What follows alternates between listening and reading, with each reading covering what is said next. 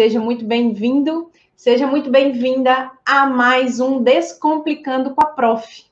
E hoje a proposta que eu coloquei, bem diferente, exatamente para lhe dar a oportunidade de fazer a sua pergunta direcionada. Assim eu posso lhe ajudar mais de perto. Então eu recebi algumas perguntas que eu vou compartilhar com vocês e vou responder as perguntas tirando as dúvidas, que pode ser dúvida de outras pessoas. Tenho dificuldades em entender as vias metabólicas. Então, quando a gente fala de vias metabólicas, o que acontece? Para se falar de vias metabólicas, a primeira coisa que a gente precisa pensar de onde vem a energia para a contração muscular durante o exercício. Então, esse é o primeiro ponto. Porque não adianta eu pensar em metabolismo se eu não pensar em de onde vem toda essa energia. Então, aí a gente precisa pensar quais são os principais substratos que fornecem energia para a contração muscular durante o exercício. Quais são eles? Carboidratos, gorduras e proteínas. Exatamente nesta ordem, né? Carboidratos, gorduras e proteínas. Como os carboidratos, eles são armazenados, né? Na forma de glicogênio muscular, na forma de glicogênio hepático e glicose sanguínea. Então, o carboidrato, ele vai ser convertido nesses componentes aí, né? E aí, a gente tem as gorduras, que vão ser quebradas aí, né? Vão ser formados os ácidos graxos livres, e a gente tem as proteínas que vão ser quebrados em aminoácidos. E aí, como que isso vira energia para a contração muscular durante o exercício físico? Porque quando eu falo em via metabólica, eu vou pensar no exercício. Então, o que vai dar energia para aquelas células musculares funcionarem ali e fazerem o papel delas ali, né? Aí entram outros fatores aí dentro do sistema muscular, certo? E aí o que nós temos? Basicamente, a gente tem 3 vias: anaeróbia, alática, anaeróbia lática e a aeróbia. Então, quando a gente fala na anaeróbia alática, então vamos pensar nas duas palavras aí. Anaeróbia, alática. O que seria isso? Anaeróbia significa que para produzir essa energia, e lembrando, quem é essa energia? Abre um parênteses aí. O ATP, que é adenosina trifosfato, que é a moeda de troca, certo? Então, o ATP, ele vai ser fosforilado e vai gerar energia ali para o funcionamento celular. Isso para todo o funcionamento celular, para todas as funções fisiológicas. Mas como a gente está falando de exercício, eu vou pensar na contração muscular. E aí, o que acontece? Então, volta lá.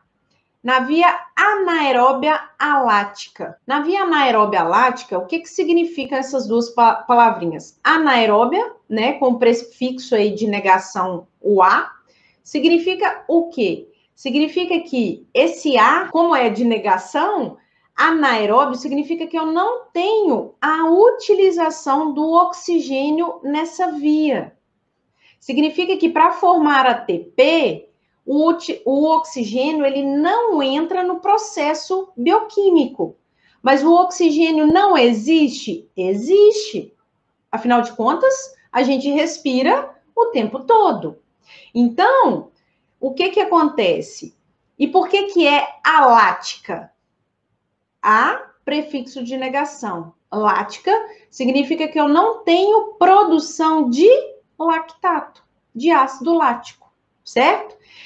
E que via é essa? É a via da fosfocreatina, a tão famosa fosfocreatina, que muitos aí fazem suplementação com a creatina, que exatamente é para agir nesse processo. Mas o que é a fosfocreatina? Nós temos no músculo esquelético fosfagênios de alta energia. E aí, quando ele se une à creatina, ele forma a fosfocreatina. Então, como que eu vou ter liberação de energia nessa via? Eu vou ter a quebra, a fosforilação aí da creatina com um fosfato inorgânico. E aí eu tenho liberação de energia. Por quê? Porque esse fosfato inorgânico ali que separou da fosfocreatina, ele se liga a uma molécula de ADP, que é adenosina difosfato, formando um ATP. E quando que eu vou acionar essa via? Exatamente em atividades de intensidade máxima. Então, ó, intensidade altíssima e curta duração. Então, vamos pensar nisso na prática. Em uma situação de esforço. Então, eu pensar aí no esporte, que é muito fácil verificar isso. Numa prova de velocidade, dentro do atletismo, por exemplo, nos 100 metros, eu preciso de energia imediata. Então, eu preciso de energia ali, ó, rápida para realizar aquele movimento de potência, de explosão. Então, eu tenho prioritariamente a via anaeróbia alática. Quer dizer que havia as outras duas vias, a anaeróbia lática e a oxidativa, que é a aeróbia, não vão estar funcionando ali, fornecendo energia? Não, não é isso. Elas estão, as três funcionam ao mesmo tempo. Só que dependendo da necessidade daquela atividade, daquele exercício, o que seria essa necessidade? Intensidade, duração e o tipo de exercício. Irá recrutar mais uma via em relação à outra. Se eu pensar em uma sessão, em um exercício isolado dentro da musculação, por exemplo, em que o indivíduo está fazendo um treinamento de força, em que ele trabalhe potência, aqueles segundos iniciais que ele precisa de desenvolver uma tensão maior, porque está recrutando ali fibras de contração rápida, que são fibras tipo 2, o que vai acontecer? Vai recrutar mais energia da via anaeróbia alática, que é a da fosfocreatina. Então, nos primeiros segundos aí, entre 8 a 10 segundos, quem vai fornecer energia de forma imediata com intensidade alta, alta a máxima, curta duração, vai ser a fosfocreatina, que é a anaeróbia alática. Porque nessa via eu não tenho o quê? Formação de ácido lático, que vai ser convertido em lactato sanguíneo. Agora, quando o exercício se prolonga um pouco, mas continua com uma alta intensidade, prolonga aí o quê? 1 minuto e meio, 2 minutos. Aí, quem vai fornecer energia prioritariamente vai ser a via anaeróbia lática. Quem é a via anaeróbia lática? É a via glicolítica. É a glicólise anaeróbia. O que é a glicólise anaeróbia? Glicólise. Então, acontece o quê? O metabolismo da glicose. E essa glicose veio da onde?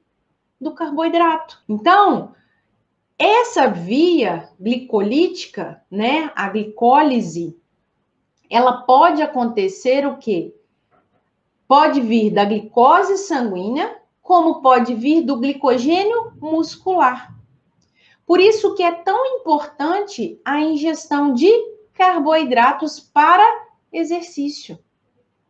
Principalmente para quem faz trabalho de força e hipertrofia.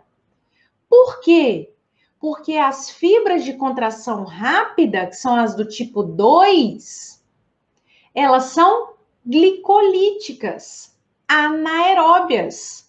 Então, elas precisam de glicogênio muscular ou de glicose sanguínea. Em especial aí, é o glicogênio muscular que vai ser utilizado inicialmente.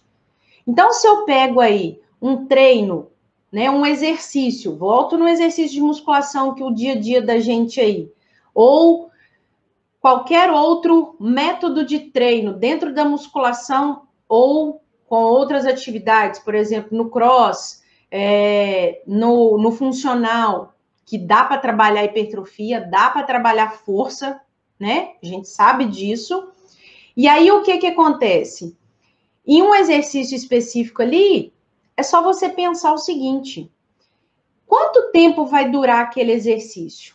Então, dentro da musculação, por exemplo, um agachamento, quanto tempo aquele agachamento vai durar? Marca o tempo para você ter uma noção. Ali em torno de 10 repetições máximas ali, com uma sobrecarga que vai chegar próximo à fadiga, né? No caso, próximo à falha, que tem estudos aí, isso aí é outro momento de discussão, né? Que mostram aí treinar até a falha ou não, qual que gera mais resultados. E aí o que acontece? Esse tempo gasto ali, ele é muito pequeno para esse número de repetições. Qual vai ser a via metabólica prioritária ali? A glicolítica, ou seja, a glicólise anaeróbia, ou via anaeróbia lática. Por quê? Porque no final da via glicolítica eu tenho formação de um ácido chamado ácido pirúvico. Esse ácido pirúvico, se for uma intensidade alta, curta duração, o que vai acontecer?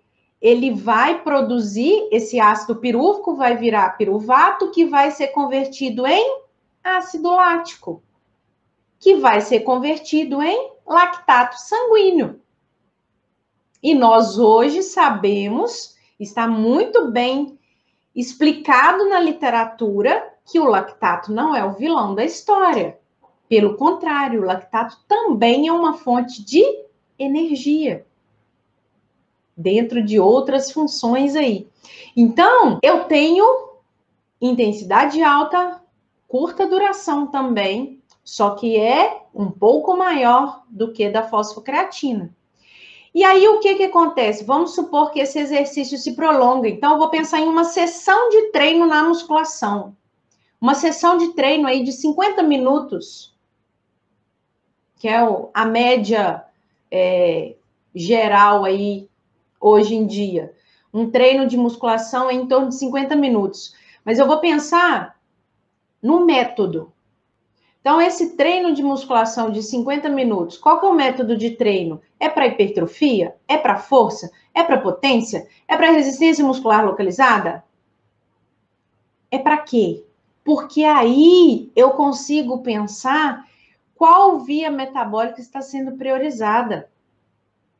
E aí, para o piruvato ser convertido em acetilcoenzima A para entrar no ciclo de Krebs, lá nas mitocôndrias, cair na cadeia transportadora de elétrons e formar mais ATP, nesta via, ou seja, tudo começou lá no glicogênio muscular, ou na glicose sanguínea, porque eu estou falando da glicólise aeróbia, certo? E aí, falando da glicólise aeróbia, o piruvato, aquele mesmo que foi formado, que antes foi convertido em ácido lático, como esse exercício se prolonga, ou seja, eu estou pensando em uma sessão de treino, por exemplo, ou em um exercício em que a intensidade é moderada, baixa. Qual tipo de fibra que será mais recrutado? Fibras de contração lenta. E as fibras de contração lenta, elas são o quê? Oxidativas. Logo, eu tenho participação de quem? Caiu dentro da mitocôndria, ciclo de Krebs, mitocôndria, eu tenho participação do oxigênio. Tá aí o nome de via aeróbia. Por quê? Para formar o ATP lá no final, que é a energia, que é a moeda aí para contração muscular, vai ser necessário o quê? Vai ser necessário a presença do oxigênio, porque o oxigênio vai se ligar aos íons de hidrogênio, que são liberados ali na cadeia transportadora de elétrons para formar água. E aí, gente, eu vou explicar uma outra coisa pegando o gancho aí, porque eu sempre quero mostrar para vocês a aplicação de toda essa teoria na prática, no seu dia a dia. Então, ó, eu dei exemplos aqui de treino de força, hipertrofia. Agora, quando eu chego aqui na via aeróbia, eu vou te dar um exemplo. Metabolismo de gorduras, mas tudo iniciou onde? No glicogênio muscular ou na glicose sanguínea, que veio da onde? Carboidrato.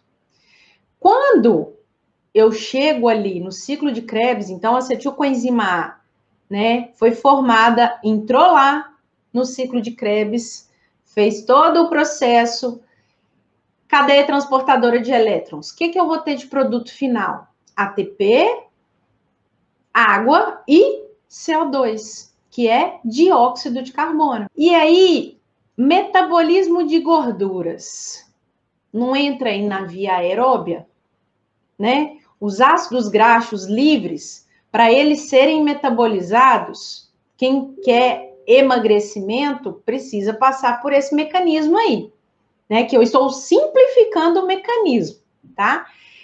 Eu preciso de ação de quem? De formação de acetilcoenzima A, para esses ácidos graxos livres entrarem ali na beta-oxidação e produzirem ATP. Aí muita gente pergunta, é uma pergunta clássica, para onde vai a gordura que a gente utiliza? Ela vira ATP, água e CO2 no final da via aeróbia. Então, gente, a gordura, ela não sai na urina, ela não sai no suor, ela vira gás, CO2, água e energia para contração muscular. Por isso que quando eu consigo compreender essas vias, é aí, gente, que está a aplicabilidade. Quando eu consigo compreender as vias, eu consigo aplicar isso na prática. Porque eu vou pensar no treino do meu aluno com o objetivo dele. O objetivo dele é força. Então, o que eu preciso priorizar? Anaeróbia ou a lática? Ou lática ou os dois. Ah, mas não tem como separar? Não, as três estão ali acontecendo ao mesmo tempo. O oxigênio está presente o tempo todo. Por isso que, mesmo com treinos de alta intensidade intervalados, eu tenho um alto gasto energético predominando a via aeróbia. Porque eu preciso pensar no todo. Então, quando a gente vai estudar, né, as vias metabólicas, quando a gente vê lá dentro da fisiologia do exercício a bioenergética, a gente vê tudo separadinho, para a gente conseguir compreender. Mas aí, agora que eu estou no mercado de trabalho, eu monto treinos para atingir ali diversos objetivos de alunos diferentes. Se eu não compreendo como que a fisiologia desse indivíduo, que é um ser humano, ou seja, a fisiologia humana, ela acontece durante o exercício, eu posso pecar ali e não fazer as melhores escolhas e dar o resultado que ele espera. Certo? Espero ter respondido essa pergunta. Demorei 20 minutos para responder uma pergunta, gente. Agora deixa eu colocar na próxima aqui. Se vocês tiverem mais alguma pergunta aí, fiquem à vontade, tá? Olha só, essa pergunta. Como fazer teste de esforço submáximo à distância? Eu interpretei da seguinte forma: se existe a possibilidade ou se existe algum teste que pode ser realizado, eu posso prescrever de forma online um teste de esforço submáximo. Então, vamos entender o que é um teste de esforço. A gente tem teste de esforço submáximo e teste de esforço máximo.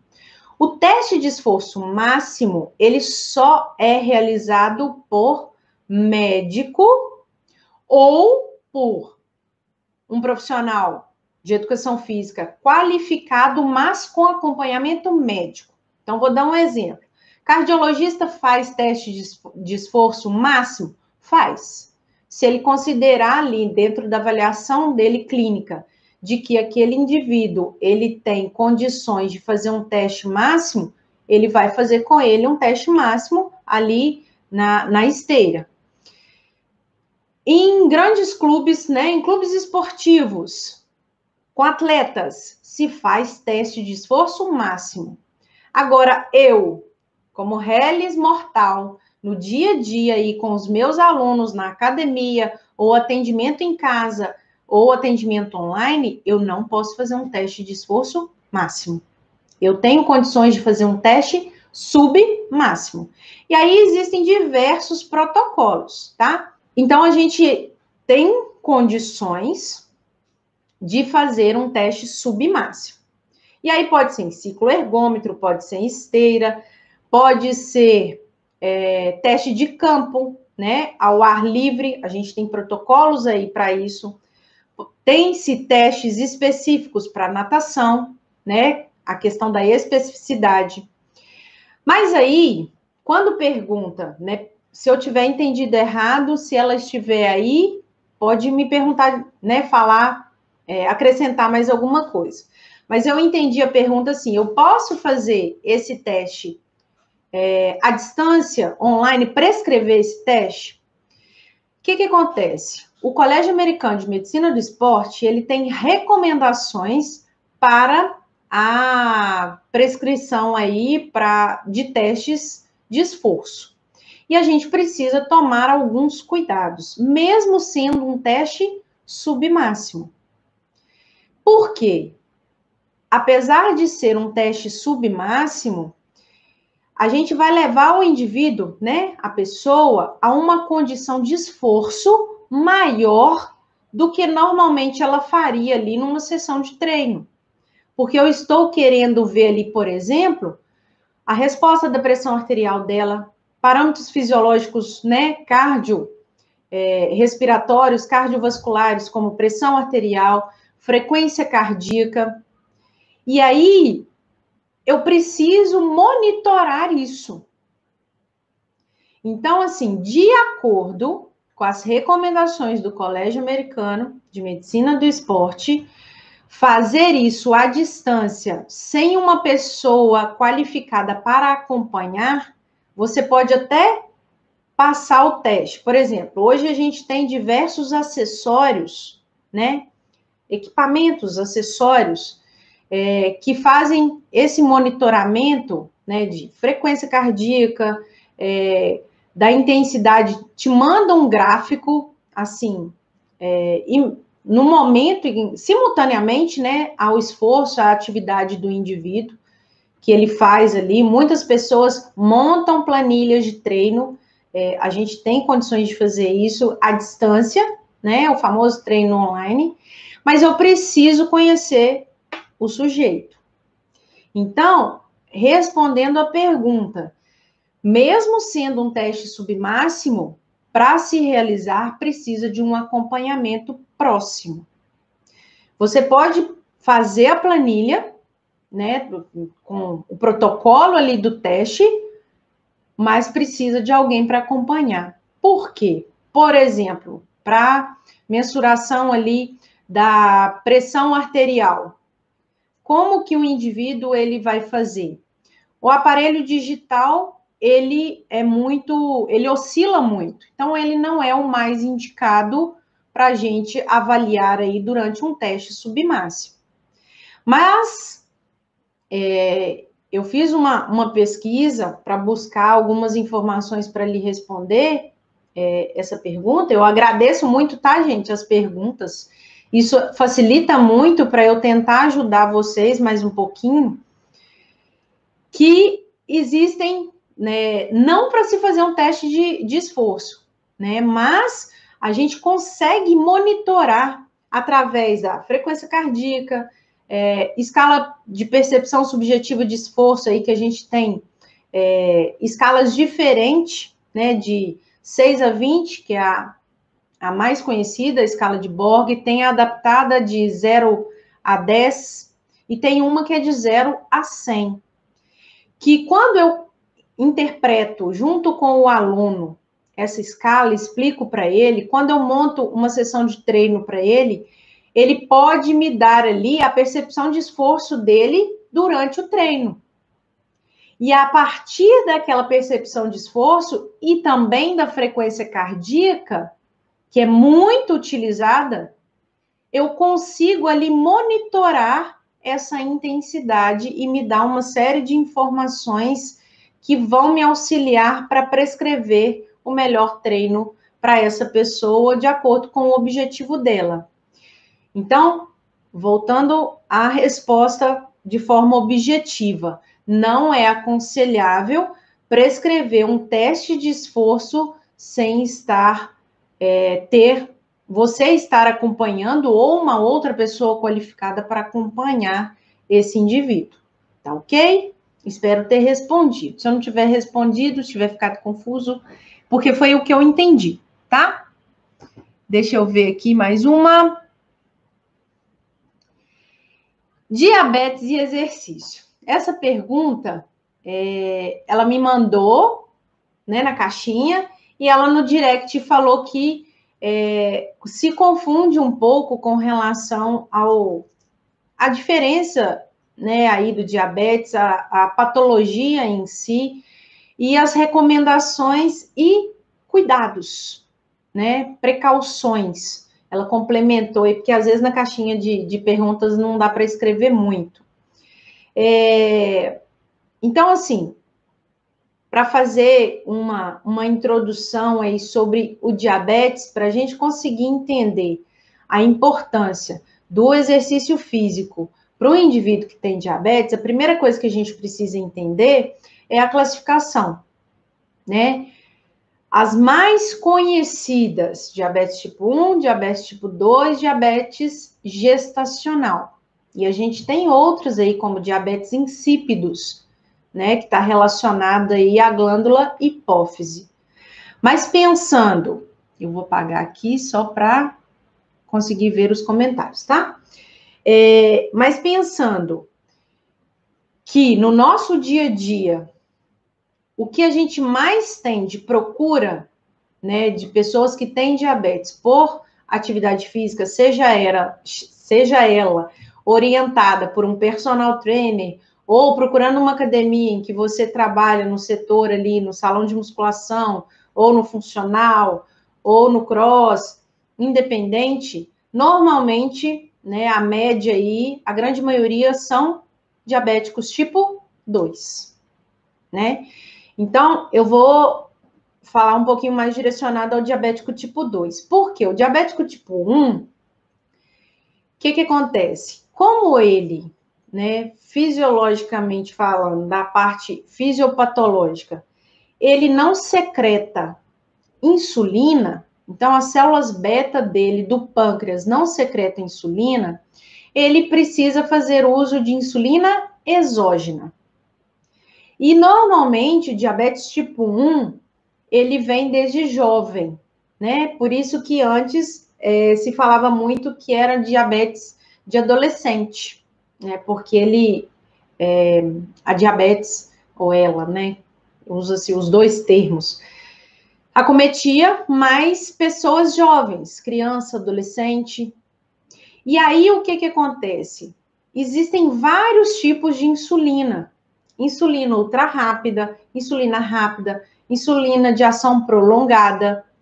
E aí, é necessário que o profissional que vai prescrever treinos para essa pessoa entenda muito bem da fisiopatologia do diabetes tipo 1, do tipo de insulina que ela faz uso, da questão alimentar, ou seja, da dieta dela diária. Por quê? Porque o exercício, imagina o seguinte, quando eu inicio um exercício, o que vai acontecer? As células musculares vão entrar no processo de contração muscular, certo? E elas vão requerer ali, vão exigir energia. E de onde essa energia vai vir? Do glicogênio, das gorduras, das proteínas em último caso, e da glicose sanguínea. E aí eu tenho o pico de insulina ali, que eu preciso entender muito bem como que é a ação da insulina. Então, para se trabalhar com indivíduo diabético tipo 1, a atenção tem que ser redobrada e você precisa estudar muito bem aquela pessoa, porque existem particularidades. Aí que vem a questão da individualidade biológica, né?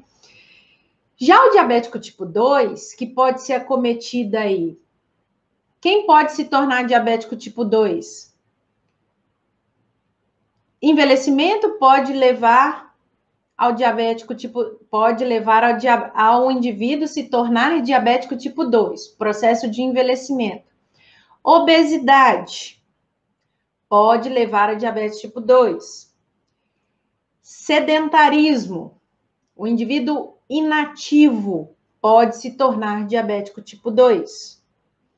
Alimentação, ou seja, hábitos, tanto alimentares quanto de atividade física, podem levar a desenvolver diabetes tipo 2.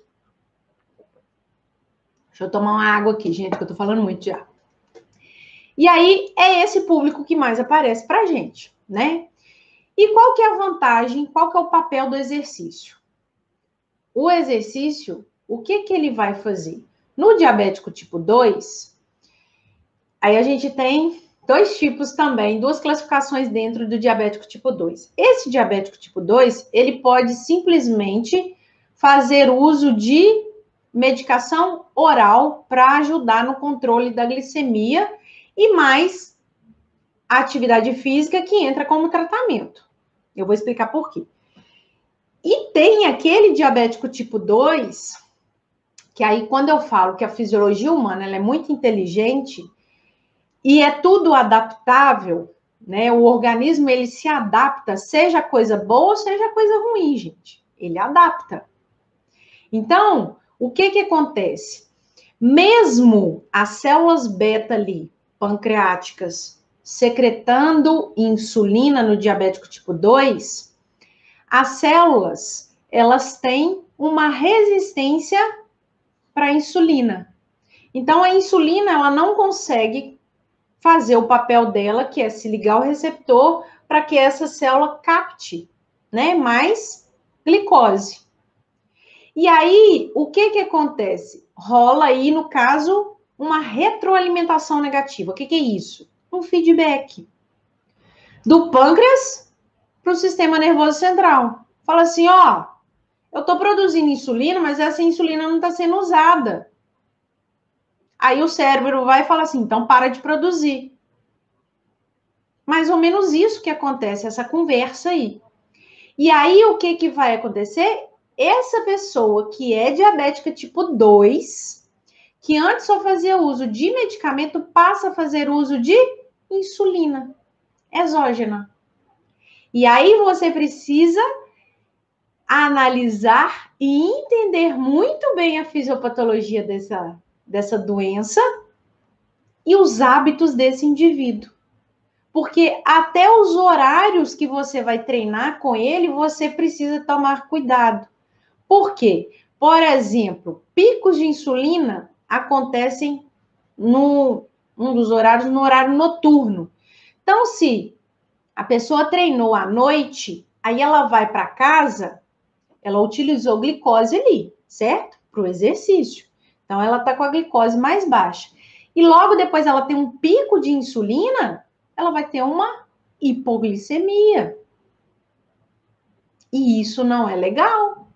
Tanto a hipoglicemia quanto a hiperglicemia podem levar a coma. Então, os cuidados que se deve ter é exatamente entender isso. E aí a gente tem as outras questões, que o indivíduo diabético, a doença, né, diabetes, o que ela faz? Ela pode levar a retinopatia, nefropatia, a questão do pé diabético. Aí eu falo muito disso, que quem trabalha com indivíduo diabético tem que tomar muito cuidado com lesão no pé, lesão machucado. Porque como ele perde essa sensibilidade ali periférica por causa da inervação ali de neurônios aferentes periféricos não existirem mais por conta da diabetes, pode ser que ele tenha um machucadinho ali e o contato ali, a fricção, fazendo o exercício, seja uma caminhada, uma corrida, em que tem um impacto ali com os pés, esse machucadinho virar uma ferida. E como a cicatrização ela é limitada, né, pensando lá na frente uma situação bem trágica, né, isso pode necrosar e ter até que esse indivíduo fazer uma amputação do membro. Então, a gente precisa primeiro, antes de prescrever treinos para o indivíduo diabético, entender a fisiopatologia da doença. E entender o que o exercício provoca. Então, para o diabético tipo 2, está mais do que comprovado na literatura que tanto o exercício, tanto treinos resistidos, ou seja, treinamento resistido, quanto treinamento aeróbio, trazem inúmeros benefícios. E a musculação, por exemplo, ela traz tantos benefícios, né, que a musculação, ela provoca aí, falando de forma mais geral, ela provoca aí aumento nos receptores de glicose muscular, que são os chamados GLUT, né? Se vocês buscarem aí na literatura, nos livros, vocês vão encontrar que são receptores para a glicose. Então, não precisa da ação da insulina. Ele consegue o quê? No músculo esquelético, esses receptores é como se fosse um canal, né? Ele se abre e a glicose entra para a célula muscular e ela vai utilizar aquela glicose como fonte de energia. A musculação também ela é capaz de provocar o quê? Uma diminuição da resistência à insulina. Então, a insulina consegue fazer o papel dela, pensando em glicose. Mas a insulina é um hormônio que tem várias outras funções, né? É um hormônio anabólico, inclusive. Então, a gente precisa entender todos esses processos, porque aí sim eu vou conseguir trabalhar na intensidade correta e provocar essas adaptações fisiológicas que vão trazer benefícios para esse indivíduo diabético, que é no controle aí da glicemia dele em especial. Fora várias outras adaptações que ocorrem também, tá? Inclusive, eu já compartilhei 2 vezes um estudo sensacional falando sobre os benefícios do treinamento de força, né? Do treinamento resistido, sobre todos esses parâmetros fisiológicos no indivíduo diabético tipo 2. Além da questão, né, pessoal, do emagrecimento, né, que entra aí também, tá? Espero ter respondido a pergunta, tá? Vamos ver aqui, eu acho que tem mais uma pergunta.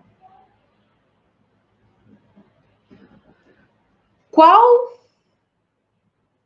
a relação das unidades motoras com o treinamento de força? Então, toda a relação. Vamos lá. Então, respondendo essa pergunta, ó, qual a relação das unidades motoras com o treinamento de força? Então, o que que ocorre? No treinamento, quando eu penso em treinamento de força, né, eu vou pensar em recrutamento de fibras, em especial tipo 2. Qual é a característica das fibras Eu já respondi.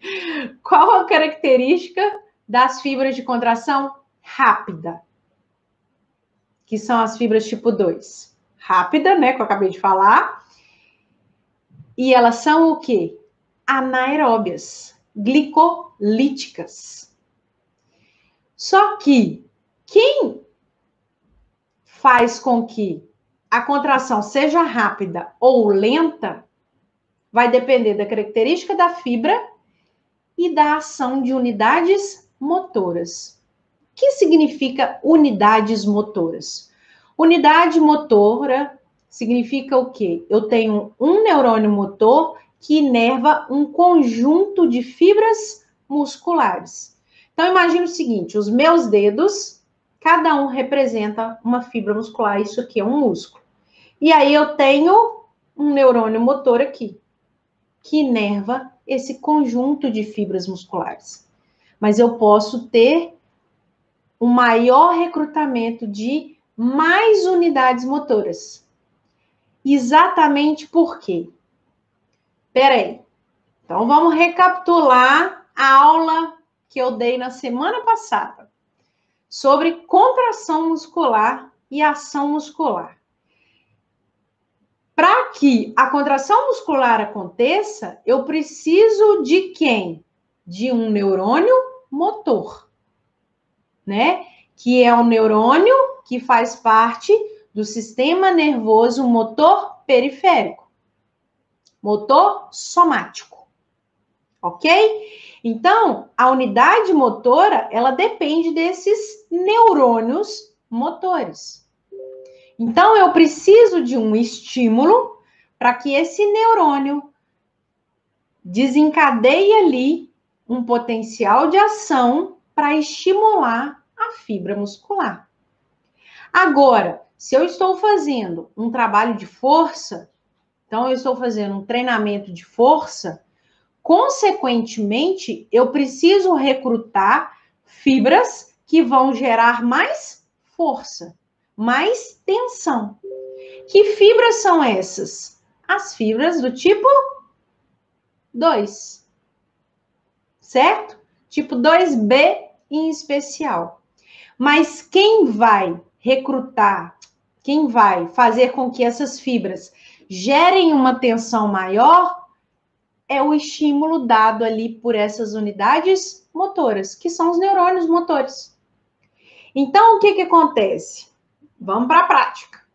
Imagina o seguinte, eu montei um treino de força na musculação e o meu objetivo é aumentar a força desse aluno. O objetivo dele é esse, ele quer ter ganhos de força.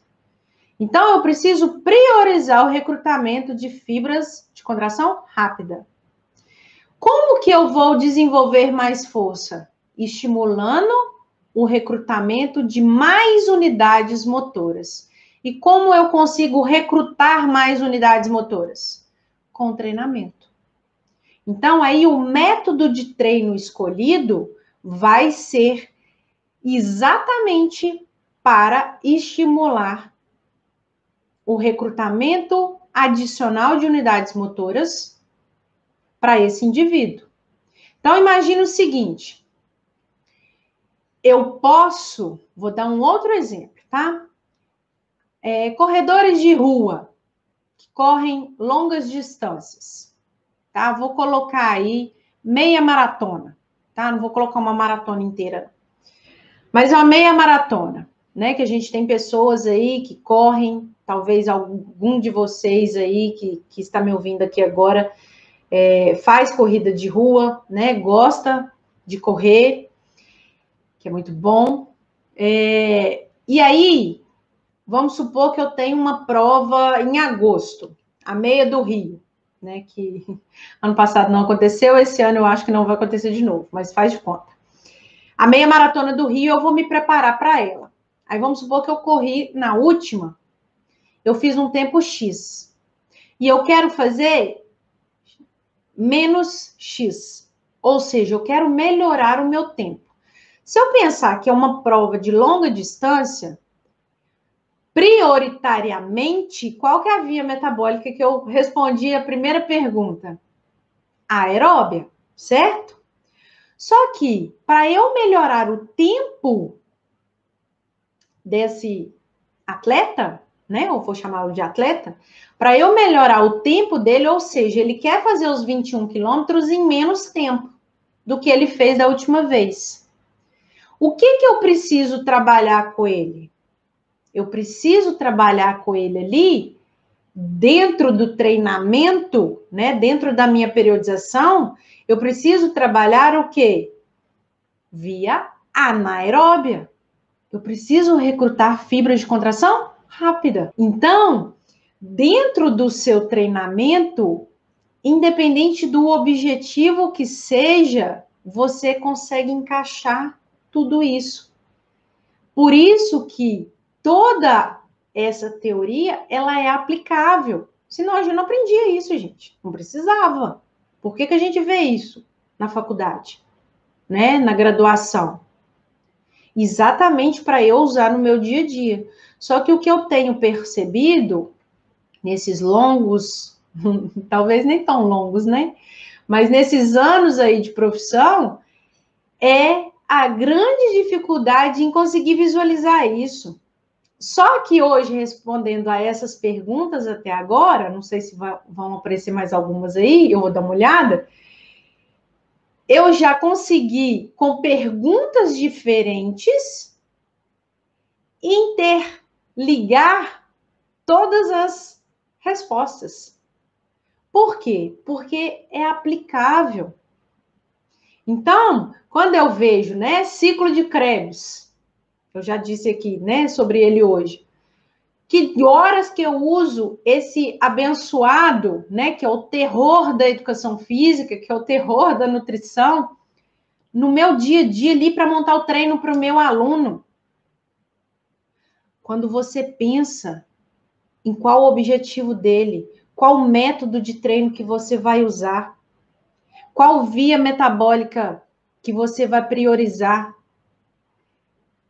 qual substrato energético você quer priorizar, gorduras, carboidratos, é hipertrofia que ele quer, é potência, é força, é resistência muscular, é redução de percentual de gordura, é ganho de massa muscular, são os dois, ganho de massa muscular com redução de percentual de gordura. Então, se eu consigo visualizar tudo isso, né, ter todos esses conceitos e eu enxergo isso na prática, fica muito mais fácil. Mais fácil no sentido de que, gente, montar treino não é simples não, tá? Porque a gente pensa muito para dar o melhor para o aluno, para dar o melhor resultado para ele. E isso mostra que eu tenho segurança do que eu estou fazendo. E aí sim vem a referência, vem o profissional de sucesso, né? Então, por isso que eu pego tanto no pé dos estudantes de educação física, dos que já formaram, que foram meus alunos, que precisa fazer essa ligação, tá? Se chega um grupo especial, igual teve a pergunta aí da Denise sobre diabetes e exercício, né? Que se confunde um pouco com relação a isso. A gente precisa ter esse conhecimento. Aí eu falo o seguinte: não adianta simplesmente você sair da faculdade com aquele todo o conhecimento que você viu, fazer pós-graduação, fazer um monte de curso técnico e não saber aplicar. Não adianta nada.